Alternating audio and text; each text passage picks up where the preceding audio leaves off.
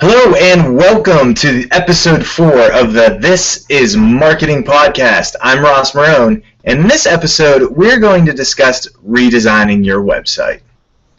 Now when you start to think about your website and redesigning it, there's a lot to be considered about what your website is and how it functions.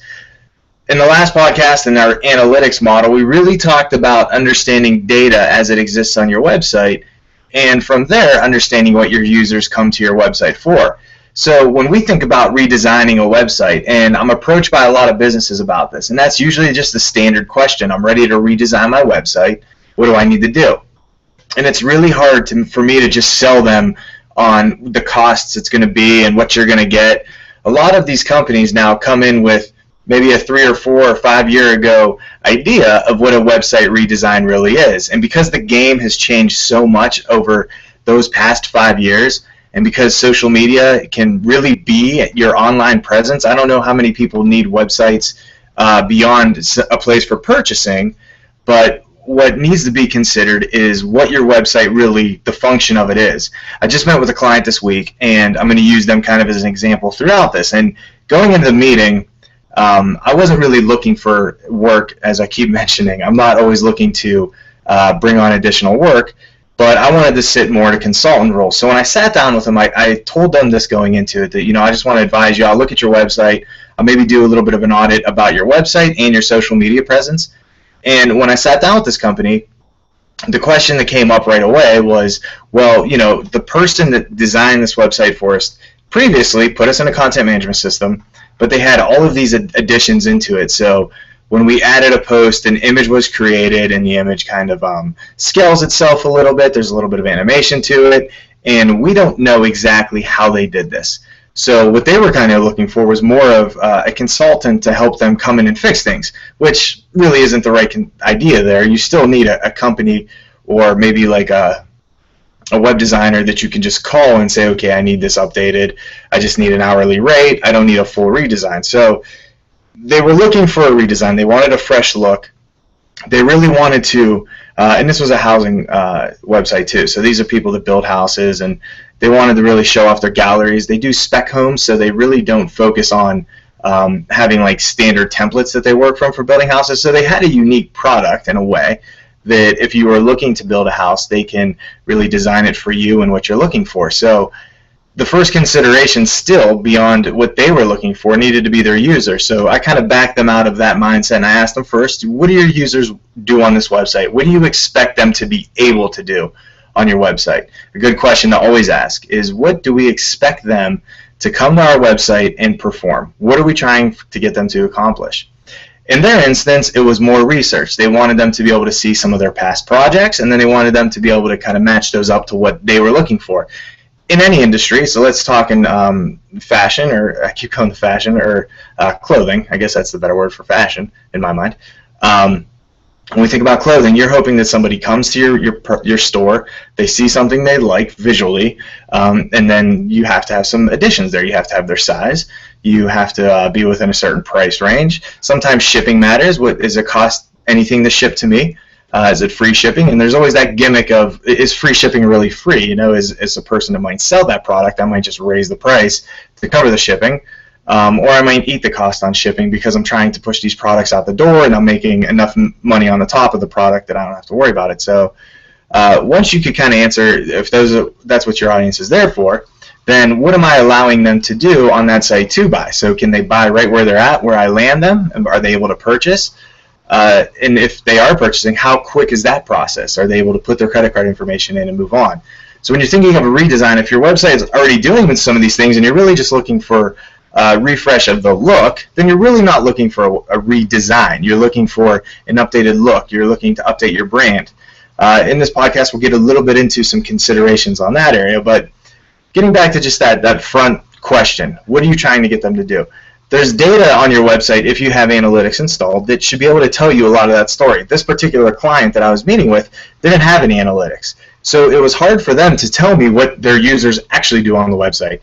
Their bottom line was, we want them to pick up the phone and call us or email us or just get an inquiry out to us that says, hey, I'm interested. And that's fine. That's a great thing to have. I mean, that's a call to action for them, and if that's good enough for them, great. When I looked at their content, when they were showing houses, so they had a page that had a new house that they just finished, a new project, all they had were 5 or 6 pictures. They didn't have any descriptions with those pictures. They didn't have anything that told the story about that particular house. What materials were used, what look did they go for, if there was some kind of architecture to it, what was the style of that architecture. Those are things that you need to think about in your website that help you with content.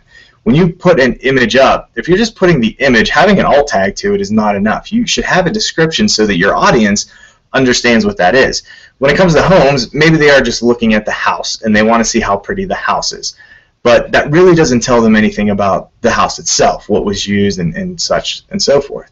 So with your products, you want to think in the same mindset. When we put a product online that needs a nice description to it, there's a lot of value to paying attention to that description and spending some extra time on it. When you spend extra time on a description or something like that, you allow your user to imagine themselves using that product, understanding how that product is used. So you want to be very descriptive when you're thinking about what you're doing in your redesign. I think that what we're at now for web designers and companies that do redesigns, where we're at is at a point of where we're cleaning up websites that are 10 years old, that have been around for a while, especially with small businesses. We're at a point where these websites have some mature to them. They don't necessarily have good quality search engine optimization. They may have hit during that point when SEO was huge and people were jumping in it and really designing their websites for that, but because the algorithms and the platforms have changed so much that the SEO that was put in maybe 10 years ago isn't the same quality SEO that you need now. So we need to think about that going into redesigns as designers is what we're going to do. But as a company, you may think that also. Well, the last time I did this, I did it because I was told that I wasn't going to get any ranking in Google, and for a long time I had nice ranking. But I've noticed that I've started to fall off, and that's where I need to come back. This client I met with said, well, we have first page ranking anytime you search our name. And I said, well, of course you do. You have a very unique name to your business, and anytime someone thinks of that, they're going to type it in and Google it, and of course you're going to be the first one. And that's good. The other consideration they may have not thought about was that if they are logged onto a certain computer and they're on that website all the time and then they do search it, Google's going to show it to them as a higher ranking just because of the past history that they've had searching. So just because you may see your page first doesn't mean that a person in a different zip code or in the next building over is seeing it first when they search the same terms. But also, on the other side of that, it could be that way. So you need to consider those things when you're going into this and how much you think you know about your website. When you're getting into your web redesign, you have to think about the next step after the site's done. So content management. How are you actually going to manage the content on your site? You can't just redesign your website and let it go from there and say, well, we've redesigned it a year ago and that's good enough for us, it's there. You need to think about the next step. So when it comes to content management, what are you going to do to be able to go in and update your website on a regular basis? Who's going to be doing that? Another question that also goes unanswered. If you're the business owner and you're the guy that does the sales and you pack the product and you ship it out and you're also going to do the website, that's quite a bit of work to manage, especially considering how much care and attention your website needs, especially these days. Just like social media and our social media talk, you can't just be on social media and expect people to show up, just like you can't redesign your website and think that people are going to show up all of a sudden. You need to mature it, you need to put good content on there, and you need to really give the search engines a reason to come back. So when we think about why we do content constantly and we're updating it, it's because when a search engine hits your website and it reads through your website, it's kind of taking a screen print of that and it's saying, okay, here's what the information is, here's what we see, here's what we understand this website to be about. Let's come back in a couple days and rescan it and see if anything got updated. So in a couple of days, if you didn't update your website and that same search engine comes back and reads it again, they may not come back so often, because they're always, you got to think about what the number one goal of a search engine is. A number one goal of a search engine is to provide their users with the best results to their search. So if your website, although maybe good content in general, and maybe you have the most knowledge about building homes on your website, if it's not up to date and current, Google or any search engine like Yahoo or AOL is going to think that that content is getting stagnant, and they're going to start to lower you in search rank because of it. So you can't just have a website without keeping that content current. Now, on the flip side of that whole idea is that if you do update your content within those few days of the search engine coming back, they're going to say, hey, you know what, let's come back even sooner and see if they update it again. And when you do that constant over and over and over again, the search engines will come back more often, and they will check your site, and they will scan your site and pull your content and list you higher and higher and higher. It just gives you better ranking. It gives you more clout, even though I don't really like that term or that phrase or that whole idea, but it does give you more clout in search engine and results. So something to consider when you're looking at your content management system, it needs to be something that's easy for you, so that as you're planning your content, just as we plan content for social media, at least in social media, we know the platforms, and it's super easy for me to pick up my phone, my device, and put my content in, if it's a tweet or a Facebook post, and hit send. We've become very comfortable using these platforms. Where we aren't as comfortable is using these computers and being able to update a blog or a web page or something like that and push it up with images that are edited well, that reflect your business and your brand. So when you're thinking about a content management system, you need to ask the questions here to the design team of what are we going to be able to do content-wise? How easy is it going to be for my team that's producing this content to turn it around and upload it so that it looks right? At the university where I work, what we're doing during our redesign now is the first couple steps with our design company, kind of in those first 2 to 4 months of being really in research and discovery phase, was figuring out discovery-wise as a company what we needed to be able to do, what our process is for uploading documents or images or content, and who does that. When you can figure out the who of your content, it becomes a lot easier for you to design your content management system to fit those needs. So at the end of our website redesign project, what we're really walking away with isn't just the new look. We're getting that. It's not just a new site architecture. We're getting that.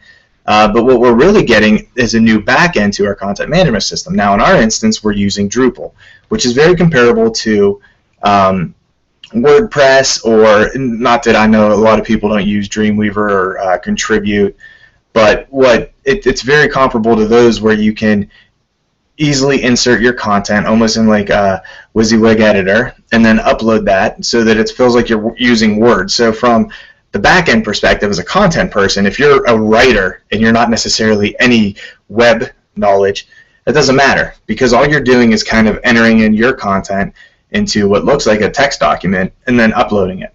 Now we have, in our special instance in ours, is we actually have input fields that push that content to certain areas of a web page. So if we have a title, there's a certain input for that.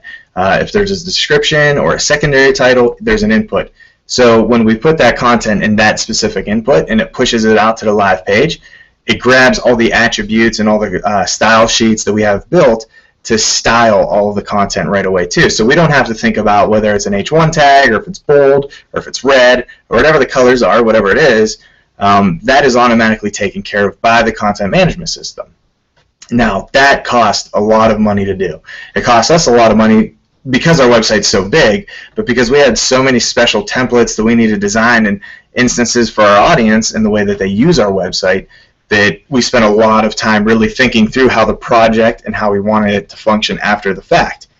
When you're doing your website, if you get into that idea that we really want a customized back end, and we really want people on our business or on our side of the web to really be able to put content in, then you're going to spend a little more money doing that. But in the long term, I think it's really worth it, because it really gives you a much better website, and it really makes it an easy process for people to go in and update their content and push out what they need to.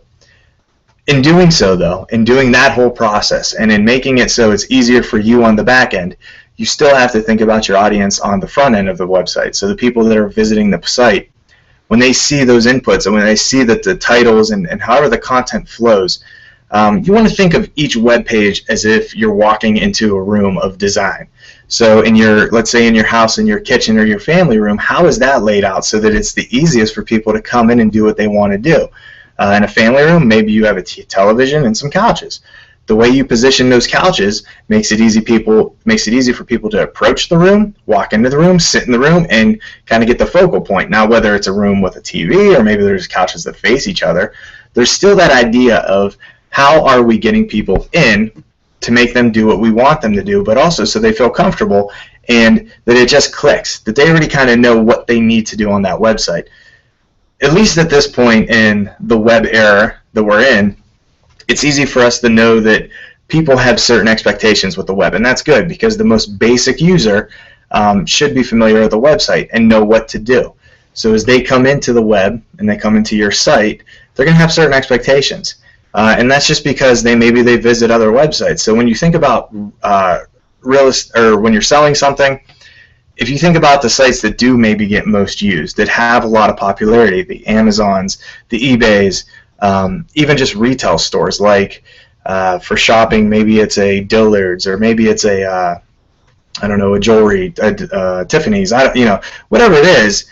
There's certain design elements and aspects of each of those pages that are familiar, and they're all kind of the same. The products may be different, but at the end of the day, there's a comfort level then with users to be able to come to that site and do what they need to do. So when you're thinking about user design, you need to think about how you get those users to come into the site, what they're there, what the intentions are, what your intentions are, what you need them to do, and how you kind of get them to go through that process. When you think about user interface, which is very different from user design, the interface is more of the actual idea of them putting stuff in. So when they start to interact with it and put their information in, maybe it's a form, the interface part of that, how it works and how it functions to accomplish your business goals and the user's goals. You're giving them information. Your users are giving you information. So you want to make sure that the interface works for them as well. And user design and user interface are kind of very closely related. They're the cousins of each other, because the user design may be getting them into the site and landing them on a certain page, and then the interface may be making sure that it works on your mobile platform, that they can use the inputs, that they could submit, that everything works well. So you have to have a nice marriage of those two, and when you're looking at a web company, you need to make sure that they understand those aspects of your business as well. So you need to build for your audience. That's the bottom line here, is build for your audience and make sure that your call to actions are set up along the way. So you know that on your website, your homepage may not be the #1 landing spot anymore. Because if you're building good content, if you're really building blogs, or you have a nice product page, and that's getting some really good ranking in your search engines, then you're more likely to get your users to fall right onto that page rather than landing on your homepage and finding their way in. So consider that keeping those landing pages as optimized as you can with your call to actions and allowing your users to fall into a certain funnel is very important. So when you're sitting with your designers, if you believe that your users are coming in and they're landing on a page and they're buying right from there, and your web designer is trying to tell you otherwise, and there's no data from their side to do that, maybe they're just using some standard web lingo, be adamant about the fact that you believe this is what it works on, but use data. If you have analytics and you have that ability, make sure that you use that. If you don't have analytics, make sure that analytics is getting built into not only your content management system, but maybe even your front, make sure it's built into the front of your website, because that's going to be important too. So you need to make sure that the analytics that you either had, I don't necessarily recommend either that you use the same analytics platform for an old website. If you're really redesigning it completely and kind of throwing out everything, I really recommend that you move forward on getting a new platform and kind of using that last one as legacy data that you can go back to. Some people may argue with that with me, but I think that having a fresh look on a new site is really important, especially if you're going to stick with that site. If you're redesigning now, there's going to be a lot of elements that you're going to build in, if you're doing it right, that really are going to help you move forward the next 5 to 7 years and not have to really go in and screw around too much with the actual build, the back end of it, the support. So I would almost recommend that if you're starting over, and that maybe you're not using analytics at all, definitely get it. But if you have analytics, really assess how much you're going to change. You can go back and maybe compare apples to apples of pages, but it's going to be a little more manual of a process. I don't even know what value there really is of looking back at your old data. Sales data at the end of the day for a business is going to be the most important. So what sales data did we see that really changed over time? So maybe we went from doing 10,000 a month to doing 25,000. That kind of data is important. But how many people landed on this page that wasn't optimized for search engines and had really shitty content on it versus how many people are coming to the new page of that same instance that's really kick-ass? You're really going to want to analyze that page over time, not the old page, because the old page doesn't matter anymore, doesn't exist. So I would almost think that you want to kind of wipe your slate clean. Now, not using a new build of analytics. Analytics will kind of keep that old data there based on the time that it was present. So for that month or those years that you had it there, as long as you had it installed, you could always look back at it. But I almost feel more comfortable looking at new data. You're always going to see a better interaction or increase, hopefully, if you're doing it right. So I guess the argument could be made either way, but in what we did with our site is we kind of installed a new instance of analytics. We also use Google Tag Manager, which makes it a lot better to update analytics or data or plugins or kind of scripts that you have to install on your page along the way. Rather than going in and putting 10 scripts on a page, I'm getting a little technical, but instead of putting additional scripts to measure the things we need to, we could put one instance of the Tag Manager code and then use their platform on the front end of the Tag Manager to insert those scripts there. And then when that Tag Manager gets run on the website, it calls in everything it needs to. So just things to consider moving forward. You have a lot new options if you haven't redesigned in the last year or two.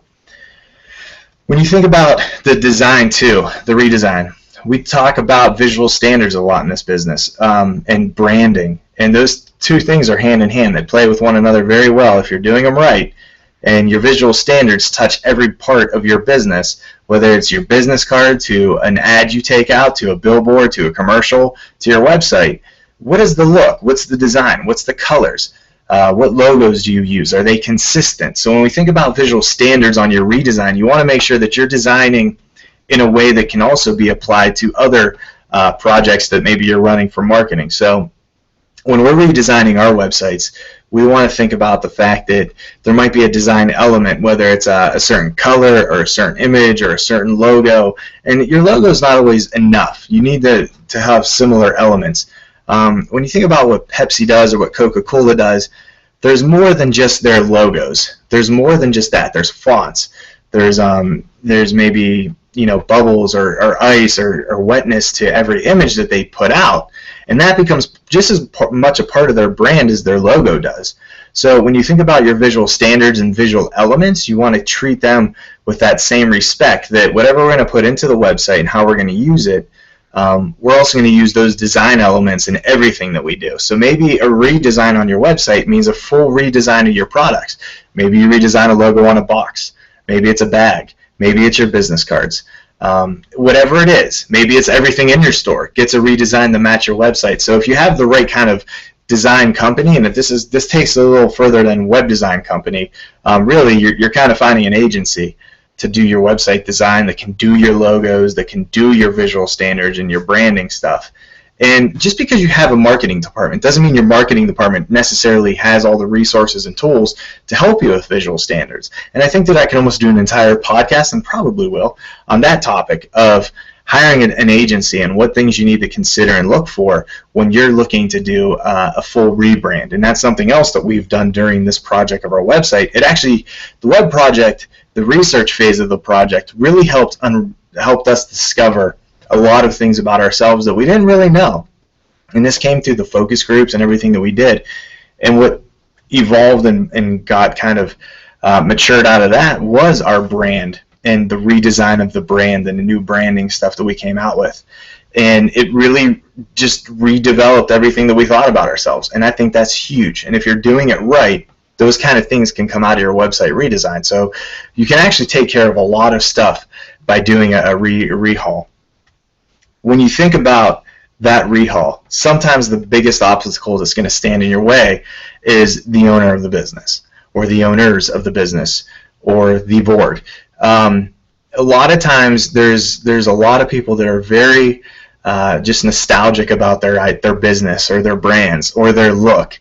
And that sometimes is the biggest hurdle. In this particular meeting that I was discussing earlier with this new client, the one thing that they kept bringing up was, well, that our business owner really likes this, or they really like that look. They really like the website now. They really like having a lot of text on the website. And I think at that point there's a lot to be considered from my standpoint. Do I want to get into it with this business owner about why their website needs help, and why them putting too much text is wrong, or why they have old colors and they wonder why they have an older audience on their website, or whatever that is? those considerations need to be thought of, because your next step really becomes, do I want this headache? Do I want to sit there and argue and make my point over and over and over again about why this is wrong and why moving forward is right? When you have a business owner that really loves their business, and because they're making money and they're constantly selling, they may do that anyway. But there's a difference between selling, and there's a difference between getting new customers who buy your product because you have a certain appearance. And once you kind of understand that more, that there's more audience out there to be captured, and sometimes a look and a brand and a new website make a difference for that, then it helps you kind of go down that path, and it helps you take that step. So if you have that kind of mindset in a business, and you internally are the person trying to run this website redesign or whatever it is, that's a huge obstacle, and I really feel for you on that, because it's not easy to just get somebody to come in and say, yeah, you know what, I'm willing to walk away from something that I designed and developed 20 years ago when I was starting this company. I'm ready to walk away from my logo, or I'm ready to walk away from my website that I managed the project 10 years ago, and my name's on the door. So it's really mine, and you can't come in here and tell me. That's a tough hurdle to get over. So I think a better approach for a website redesign internally is that you start with research and data. And if this means sometimes that you have to spend an extra night or a week or months or years figuring out data and figuring out why a website redesign will help you and the new things that you can get out of it, that's something you need to do. So from an internal standpoint, if you're the department or the person that has either been charged or thinks that it needs to be done, what you need to do, and sometimes the best effort, is to go and do the research yourself. There's a lot of resources on the web that you can find to help you understand how to understand data about your website, how to look at analytics, and then what those analytics tell you. So when you look at analytics, it's one thing to have analytics and just say, okay, we have all this data. It's another thing to actually take those analytics and apply that back into something. So when you could take those analytics from your website and say, okay, you know what, I think that we're seeing a ton of traffic on our homepage, but then if you look at the rest of the pages, it doesn't equal the traffic that came in, and we have a high bounce rate here, which means they're hitting that site, that page, and they're leaving without looking at anything else. So right there, that's probably a great argument to start with, is that we get all this traffic to our homepage, and that's great, but there's no conversions. And on the homepage, maybe we don't have any contact information, so they're not picking up the phone or converting elsewhere, sending an email. They're just hitting the homepage and then they're leaving. So we need to redesign it. We need to start with thinking what the next steps are so that we could see the other pages either increase in landings and conversions or see that homepage traffic move over. If you can really figure that out and do your homework, then you can walk in, and that conversation is a lot easier than with the business owner or with the board to say, this is why we need to do a redesign. When I started our redesign project at YSU, with the university, we have a board of trustees. We obviously have many supervisors above me that have to hear these ideas and help make these decisions. And the biggest success to me actually getting the funding I needed, almost to $500,000 of funding, was that I was able to show the need more than anything. I was able to pull the data and look at the data and understand how redesigning our website is going to affect enrollment, and how redesigning our website is going to give us more leads. And I was able to show that a little bit too. I actually went a little rogue, and I built a smaller website, and I pushed web traffic there. So I bought advertisements, and I pushed traffic out there, and then I was able to grab conversions from that. And I was able to really do an apples-to-apples comparison of the same function on our main website and the function on my small, tiny website that means nothing, and show an increase in conversions. And that was part of the ammunition. That was one little bit of it. I had about a dozen other things that I was talking about, social media and how you could do a rebranding and stuff. And I can't take a lot of the credit for the rebranding, because that was something that was unexpected. That was almost like a bonus to everything that we were doing. It really just jumped out at us, and we knew right away that was what we needed to do. So if you need that, you need that little bit of support, those are the ways to approach that, to go in and grab some internal data. And sometimes it's just a feeling. Sometimes you wake up and you think, God, there's something really missing here. And sometimes that's enough. I think that if that is known or that's apparent and you think that there's something missing here, you're probably not alone in your thoughts, and that's also an easy sell too. So getting support and kind of building, I think that's a huge part of a website redesign, and that's usually your first step, is to figure that part out. So if you can really figure that out, you're already kind of ahead of the game. But when you're doing that, one part of your research may be to look at competition. And I really want to caution against looking at competition and obsessing over them. It's okay to look at them and see what they're doing, but understand that if somebody's, especially in my field, in higher education, when we look at marketing in higher education, we're constantly compared to our peers that are, and it's a distance thing. It's geographically where they're located, and those are who we get compared to. It's really hard to be compared to Ohio State because they're in the state of Ohio. They're on a completely different playing field than we are in every aspect. So when you think about being compared to businesses around you that are like you, there's a lot of considerations. How long have they been there? What do they focus on? Did they focus on this stuff 5 years ago? Did they rebrand themselves, redo their website?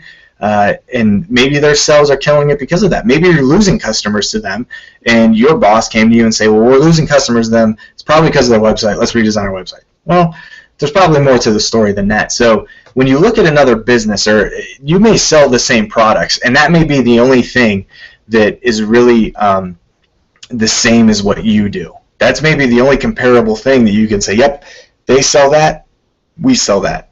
Beyond that, you really can't look at that business or that website and obsess and then carbon copy it and build your website, and then at the end of the day, all you have is their website with your logo. Because if they still have that brand and that clout, I use that word again, if they still have that over you, then you then do yourself any favors by saying, yep, we designed a website that looks just like theirs. So it's okay to look at competition, but do not obsess over them. What you can take from them is look at the opportunities. Look at their website and start to think about the things that they're doing or aren't doing that you could be doing on your website. And those become your opportunities. When we talk about assessing the markets and we do the research on that, we do the SWOT analysis. So we look at the strengths, the weaknesses, the opportunities, and the threats. So obviously another business is a threat, but then that's about all you can take from them. Then you can look and say, okay, well, they're a threat, but they don't do this, and we do this really well. So on our website, we're going to say that we do this really well, because that's an opportunity for you. But it might also show your weakness, and your website just may be your weakness. So you may look at it and say, well, our weakness overall is the website. So once you can kind of figure those things, I think that you're also gonna have a broader stroke to knowing what you need out of a company if you're starting this process. The last thing I want to talk about is knowing what to pay. Now, I mentioned there that we paid upwards of $500,000 for our website redesign. Now, you're talking about a site that had 20,000 pages, 10,000 documents, and that's a giant, massive site. Now, we also are a university, which means we're a giant umbrella business that has many businesses, which I will call departments or different courses or different colleges. So we're actually a university that has colleges within it. So we have the technology college, the education college, creative arts. So you understand that we're more than just one little business. So when you think of this scale and the size of that page, our website, it's easy to understand why it costs so much. It also costs that much because we spent the extra time going into research and discovery. So a lot of the company's time was spent analyzing our data, analyzing us, and figuring things out. With your website, knowing what it should cost, there's a few questions you have to ask. First of all, what are your deliverables? So when you go into your project, you're going to sit down and work out and find a happy medium between your website company and saying what you think you need. They'll tell you what they think you need. Figuring out what that entails too. So if we need a new overhaul of our brand, what graphics need made, who's making those? Typically they will.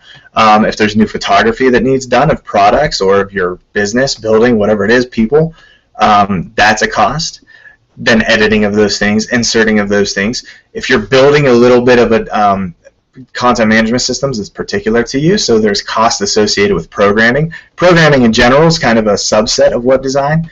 So if you have a form on your website, anytime you collect data or information on your website, there's programming that's behind that.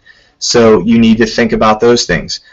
Those costs go into that. So you might have a project that ends up taking 100 hours, and then there's billable for all that. So there's a price that they're working within, and some businesses have specific prices. So they say, okay, well, the photography part's going to cost you $50 an hour. The web design part's going to cost you $75 an hour. Any programming is going to be $125. Any video work that needs done is $150. So when you think of those things, you start to see how big and how costly these sites can be. But you also need to consider the length and lifespan of this product. So if you have a website and you anticipate that this is going to last for 5 years, and I would say that within 5 years you should revisit your design and kind of talk about the things that work or don't. Take that 5 years and figure out what cost a year or what the project over time makes you as far as capital and money and revenue and everything else, and start to figure out there. I think that you're going to get in costs that range anywhere from $5,000 to $10,000. And that's probably even on the lower scale, and that's just going to really depend on the industry you're in. Don't be surprised if you sell a high-end product and you have a web company contact you and they start hitting you up for tens of thousands of dollars.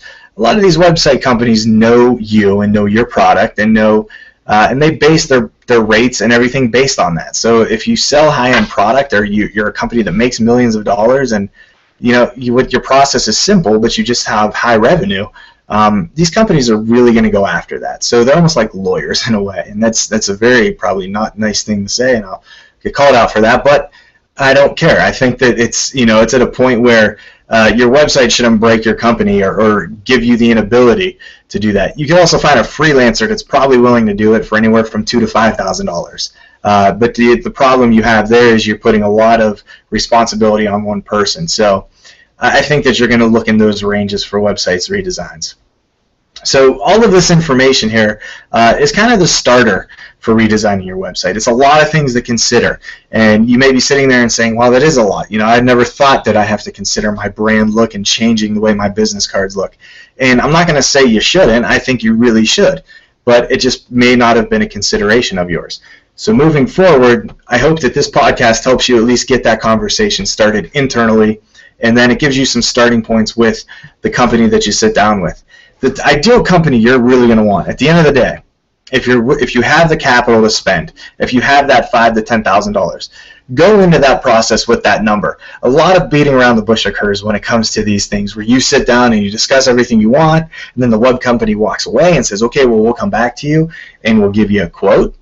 And then they come back and it's either way out of your range and you wasted that entire meeting explaining yourself to them, or it comes in and it's right where you needed it. But more often than not, it's really the out of the range, oh my God, and now you have to start scaling back on what you want, because that's what they'll say to you as well. It's going to cost you $5,000 for the website redesign, but because you wanted a form and a couple new images, we're going to tack on $2,000 more. So now you can't sacrifice content, and what you need is an ability of your website to sell. It'd be like having a business where you have a building and saying, you know what, I can afford the building, I can afford everything internally, but I just can't make the electrical payment every month. So we're not going to use electric. You don't do that. You make sure that you can function as a business based on the amount of money you're willing to spend here. Don't forget, this is a write-off. That's important. But also consider that going into your meeting, you need to say, here's the things we want to accomplish, and we have $5,000 to do it with. And I think that puts everyone really on the ground floor with each other and says, okay, well, for $5,000 we can accomplish this, but here's where we can't spend a lot of time. We really need your help when it comes to the programming side. We need you to help us figure out the forms. It'll make our time less, and it'll help us.